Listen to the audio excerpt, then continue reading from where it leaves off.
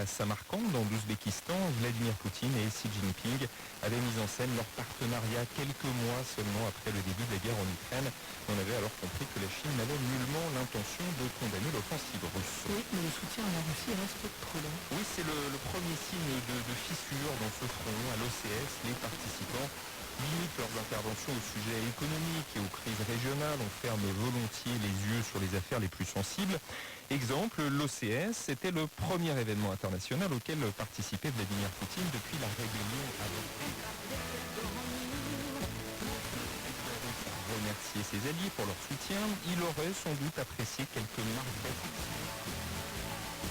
Pour rester discret, le Chinois Xi Jinping se contente d'appeler à la et ses homologues tiennent des discours tout aussi creux. Ils ne condamnent pas la guerre en Ukraine, mais Pékin garde aussi menacé une perte de terrain en Ukraine.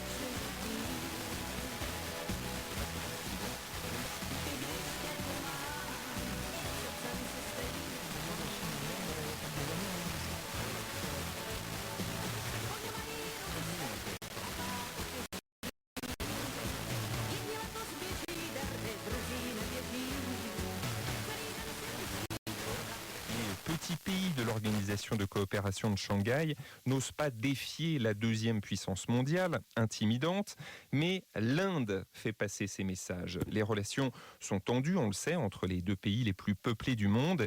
Des affrontements ont lieu régulièrement à la frontière himalayenne et la rivalité transpire. Le Premier ministre indien Narendra Modi a critiqué de manière à peine voilée le projet chinois des nouvelles routes de la soie. Des initiatives importantes à ses yeux, mais il faut avant tout respecter la souveraineté et l'intégrité régionale des autres pays. Les Chinois placent beaucoup d'États fragiles dans des situations délicates face à des dettes énormes. Et dans l'ensemble d'ailleurs, l'Inde fait entendre sa voix, Franck. L'Inde joue les équilibristes, c'est l'État non aligné par excellence, celui qui ne condamne pas la guerre en Ukraine, qui a besoin du pétrole russe, mais qui veut aussi diversifier ses partenariats. Narendra Modi organise aujourd'hui un sommet avec les autoritaires Poutine et Xi Jinping, alors que la semaine dernière, il était à Washington et que la semaine prochaine, il sera à Paris pour le 14 juillet.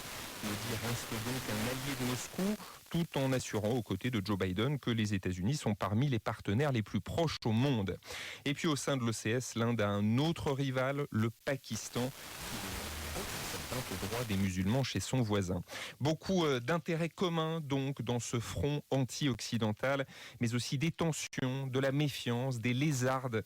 Européens et Américains ne manquent pas de brèches à exploiter pour renforcer leur influence en Indo-Pacifique. Le Monde d'après, signé Franck Madvon tous les soirs dans Un jour dans le monde. Franck, merci beaucoup. Pour nous, ça continue.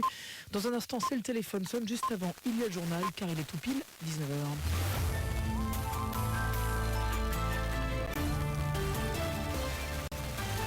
Hélène Philly, bonsoir. Bonsoir à tous. Les rues retrouvent leur calme, mais la colère n'est pas loin rentrée à l'intérieur. Alors les médiateurs ratissent les quartiers